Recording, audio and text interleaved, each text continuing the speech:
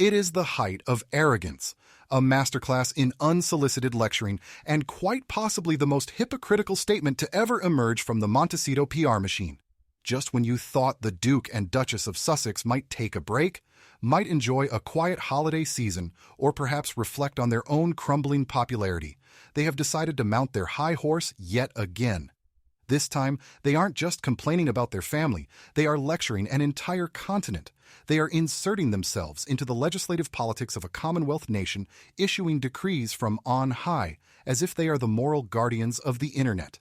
Prince Harry and Meghan Markle have broken their silence to comment on a massive political decision in Australia, and their message is dripping with that familiar blend of condescension and word salad that we have come to loathe. They are telling world leaders that their efforts are merely a band-aid. They are telling tech giants that a reckoning is coming. But the real reckoning needs to be for two ex-royals who think their opinion is the only one that matters. Welcome back to the channel, the place where we dissect the delusions of the Sussexes and defend the dignity of the crown.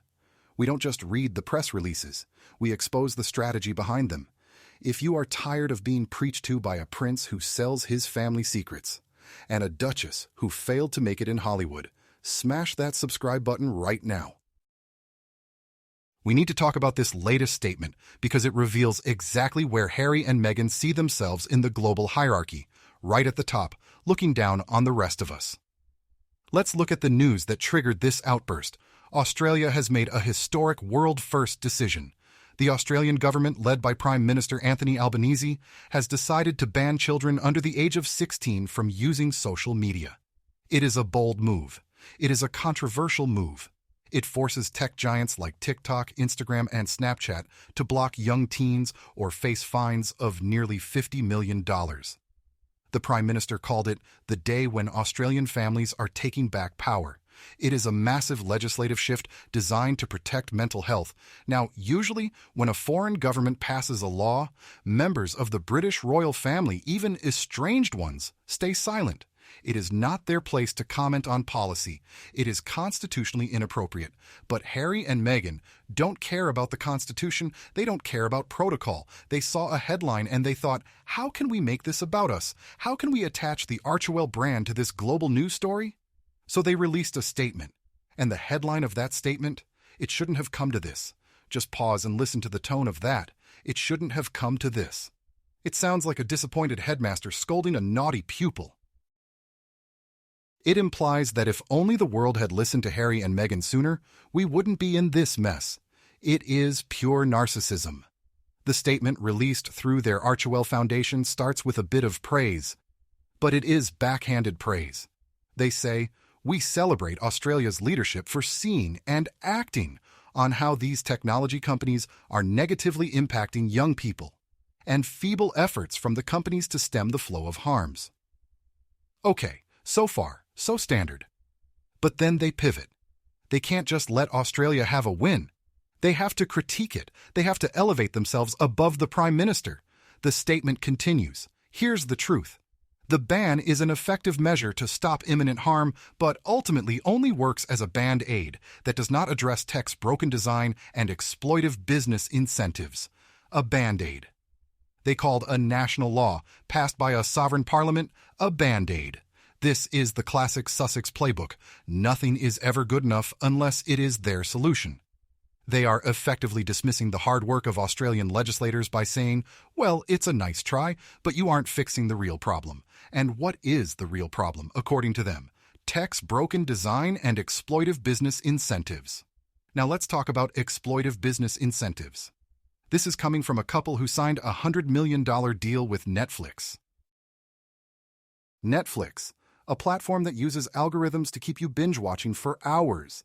Netflix, which has been criticized for content that affects mental health. This is coming from a couple who signed with Spotify. This is coming from a prince who put his family's trauma behind a paywall. Do they not see the irony? They are part of the media ecosystem they claim to hate. They have commodified their own children's heritage. They have commodified their royal titles. And yet, they lecture tech companies about exploiting children? The statement goes on to say, This bold, decisive action sends a strong signal that a child's mind is not a commodity to be exploited. A child's mind is not a commodity, I agree, but is a child's title a commodity? Is a child's privacy a commodity? Harry and Meghan have spent years complaining about the press intrusion into their children's lives, yet they featured clips of Archie and Lilibet in their Netflix documentary. They talk about their children in interviews to promote their projects. When it suits them, the kids are content. When it doesn't, they are victims. And let's look at the reckoning they are threatening. The message continues. We hope this ban is only the start of a reckoning between society and the tech companies that built these platforms with growth as their first principle instead of safety. A reckoning. It is such dramatic language, it sounds biblical. Harry and Meghan act as if they are the prophets leading this crusade. But who appointed them? What qualifications do they have? Meghan was an actress on a cable show. Harry was a soldier who admitted to playing video games in his bunker.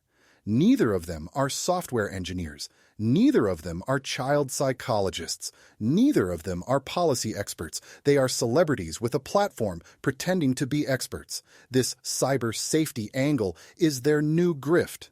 We have seen it coming. The environmentalism angle didn't work because they fly on private jets. The privacy angle didn't work because they sell their secrets. The service angle didn't work because they only serve themselves. So now they are the protectors of children online. It is a smart pivot because nobody wants to argue against protecting children. If you criticize them, they can say, oh, you don't want kids to be safe. It is a shield. They use the safety of children to shield themselves from criticism while they push for censorship. Because make no mistake, when Harry talks about fixing tech's broken design, he is often talking about controlling speech. He has spoken before about misinformation and hate speech. He wants a curated internet where negative stories about him and Meghan are removed. He disguises his desire for censorship as a desire for safety. And why Australia? Why weigh in on this specific country? Let's remember their history with Australia. During their tour in 2018, they were greeted like rock stars. It was the peak of their popularity. But we later heard reports from insiders like Valentine Lowe that Meghan hated every minute of it. She allegedly asked, I can't believe I'm not getting paid for this. She saw the adoring crowds not as people to serve, but as an audience that should be monetized. Now, years later, Australia is turning away from the monarchy. The Republican movement is growing. By inserting themselves into Australian politics, Harry and Meghan are trying to stay relevant in a country that is drifting away from the crown. They are trying to position themselves as the alternative royals, the ones who speak out, the ones who get involved in policy, unlike the silent, stiff upper-lip Windsors. But it is dangerous ground. Australia is a Commonwealth realm. King Charles is the head of state. For the King's son to be issuing statements on Australian domestic policy is a diplomatic headache. It blurs the lines. It confuses the public. Are they speaking for the crown? No, but they use the titles Duke and Duchess of Sussex on the letterhead. They use the royal prestige to give weight to their political opinions. It is interference, plain and simple. If William and Kate released a statement saying, we think the Australian law is a band-aid, there would be an uproar. It would be a constitutional crisis.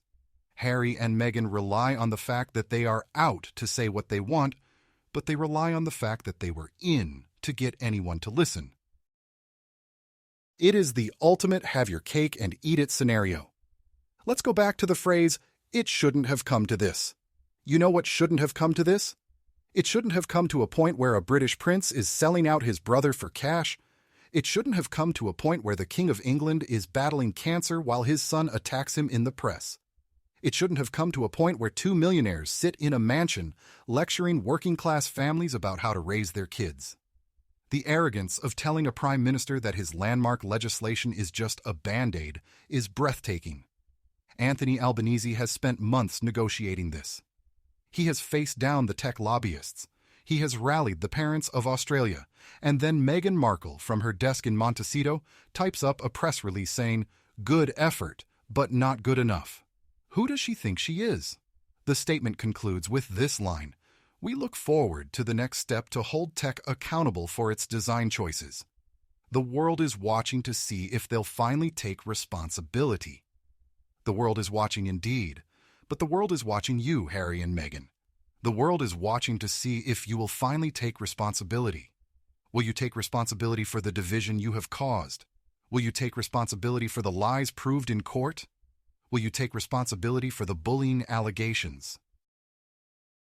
They talk about tech companies having growth as their first principle instead of safety. Well, doesn't Archewell have growth as its first principle? They are constantly expanding, signing deals, launching jams, launching podcasts. Is their first principle service? If it was, they wouldn't have abandoned the life of service they were given. This statement is also a distraction. Let's be honest. The brand is struggling. The American Riviera Orchard launch has been a disaster of delays and trademark issues. The Netflix deal is reportedly on shaky ground. The Spare memoir backlash is still sizzling. They need a win. They need to look like statesmen. They need to look like global leaders. So they latch onto a serious issue, child safety, and make it about their vision. They use the suffering of families, the fears of parents, as a stepping stone for their own rehabilitation. And let's talk about the squad. Harry and Meghan's online fanbase is notorious. They are known for coordinating attacks on the Princess of Wales, spreading conspiracy theories about her health, and bullying royal reporters. These happen on the very platforms, Twitter, X, TikTok, Instagram, that Harry and Meghan are criticizing. If Harry and Meghan were serious about online safety and stopping the flow of harms, they would start by calling off their own attack dogs. They would issue a statement saying, "We condemn the abuse directed at Catherine, the Princess of Wales." They would say, "We condemn the conspiracy theories." But they don't. They stay silent when the hate benefits them, and they get loud when they can lecture others. That is the definition of hypocrisy. They want to clean up the internet, but they are happy to let their own corner of it remain toxic as long as it targets their enemies. This Australian ban is a complex issue. There are arguments for and against it. Some say it protects kids. Some say it isolates them. But that is a debate for the Australian people and their elected representatives. It is not a debate for the Duke and Duchess of Sussex. By weighing in, they are proving once again that they do not understand boundaries. They left the UK because they wanted privacy, yet they comment on public policy. They wanted to escape the zoo, yet they constantly bang on the glass to get our attention. The royal insider verdict? This statement is a desperate attempt to stay relevant during a season where the royal family, the real one, is shining. King Charles is hosting state visits. William is giving out Earthshot prizes. Kate is returning to duty with grace. And Harry and Meghan? They are writing press releases about other people's laws. It is small. It is petty. And it is ultimately meaningless. The Australian government isn't going to change its policy because Meghan called it a band-aid. The tech companies aren't going to change their algorithms because Harry issued a warning. They are shouting into the void, convinced that their voice is the voice of God. But here is the danger. By constantly politicizing themselves, by constantly taking stands on legislative issues, they are making it impossible for them to ever return to any kind of neutral royal role. They are becoming activists, and activists are divisive. You can't be a unifying figure and a political activist at the same time. They have chosen their path. They have chosen the path of the global expert, the thought leader. But to be a thought leader, you have to have original thoughts. Calling a ban a band-aid and using buzzwords like reckoning and accountability isn't original. It's corporate speak. It's the language of a PR consultant trying to justify their retainer. I wonder what the Australian people think of this. Do they appreciate the prince across the water telling them their new law is insufficient? Australians are known for their straight talking. They don't like pretension. I have a feeling this statement will go down like a lead balloon in Sydney and Melbourne. It reeks of white savior complex, the rich royals swooping in to tell the poor colonials how to run their internet. So, Harry and Meghan, here is a bit of advice from the insider. Fix your own house before you try to fix the world. Address the broken design of your own business model, which relies on trashing your family. Address the exploitive incentives that led you to put your personal grievances on Netflix. Once you have done that, maybe, just maybe, we will listen to your thoughts on social media policy. But until then, it shouldn't have come to this. It shouldn't have come to us having to dissect yet another hypocritical lecture from the pair who symbolize the very toxicity they claim to fight. I want to know what you think. Is it right for Harry and Meghan to criticize the Australian government's law? Do you think they are hypocrites for lecturing on tech safety while their own squad attacks Kate? And is calling the ban a band-aid an insult to the work being done to protect kids? Let me know in the comments below. I read every single one. Don't forget to like this video if you are tired of the lectures and subscribe to the channel for the truth about the grifters. Until next time, keep your eyes on the palace.